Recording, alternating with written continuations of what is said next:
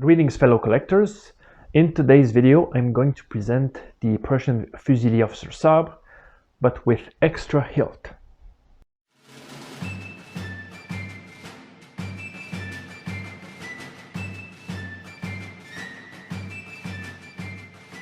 As the name implies, this is a sabre with an extra hilt that was added on top of the P-shaped or dove-head guard known as the model 1826 for Fusilier officers.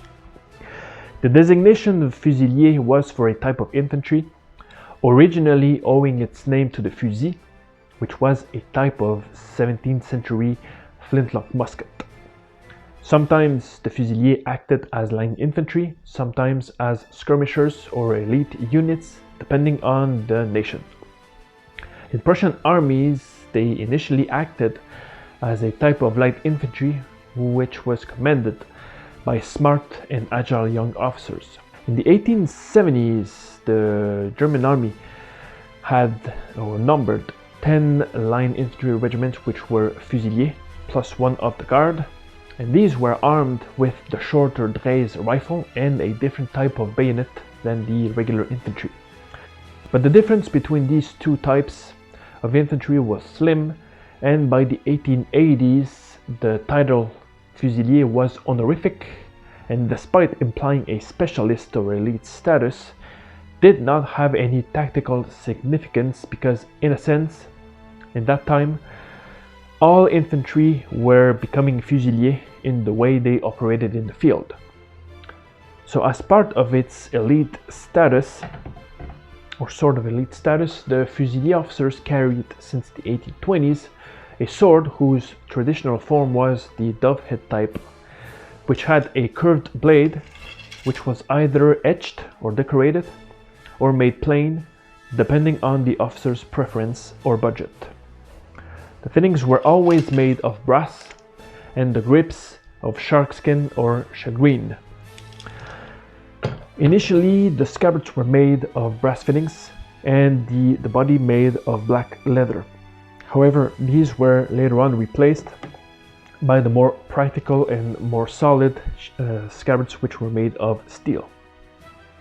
In the second half of the 19th century, thus appeared a novelty type of sword whose hand protection was significantly increased with the added hilt of a strong brass cuirassier guard, which was fastened by 3 big screws, 2 on the cross hilt and 1 on the pommel junction. Since this is only an enhanced version of the 1826 model, there is no specific designation for it, and German literature simply refers to it as the sabre with the screwed hilt. It is possible to think that this sword was the spawn of another that was used by mounted officers during the 1820s, as this was a 1796/1811 sabre, but it had 2 branches covering the hand.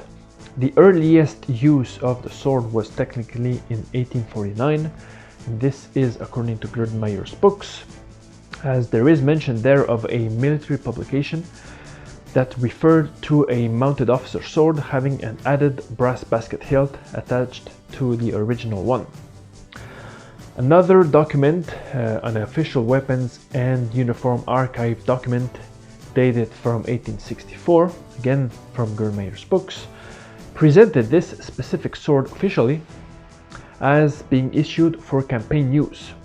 However, it made mention of a leather scabbard that was for dismounted service and a steel scabbard when on horse. They weren't always exclusively combat swords. There are many examples of dove-head and lion-head dress swords that came with the more flimsy ceremonial blades but had these extra hilts. So it is my understanding that this was a special bonus that was offered by the sword cutlers and sword makers at an extra cost to the private purchased swords. You can see in this specimen that the grip is made of sharkskin and has lost its brass wire. The finger loop has been cut off and only part of it remains. As mentioned earlier, 2 screws are fastened to hold 2 guards together. The third one is is located at the junction point of the knuckle bow and pommel. The sword was made after the 1880s because it has a pipe-back blade, and these were only issued after 1881. It lacks any decoration on the blade, which is still sharp and pretty beefy, so definitely more suitable for campaign use rather than for dress or ceremonial use. Since most switched to steel scabbards in the second half of the 19th century, I have yet to see one with an original leather scabbard. These are very rare and expensive swords, not easily encountered. Even the dress versions with lined head pommels are just as rare and will cost just as much, but they are very interesting and attractive pieces to have in one's collection. So this is it for today's video.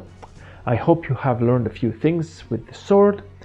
If you have any observations or own one and wish to share your own thoughts about it, you are more than welcome to drop a line in the comment section below. So thank you very much once again for watching this video. I'll see you in the next one, and until then, have a great day.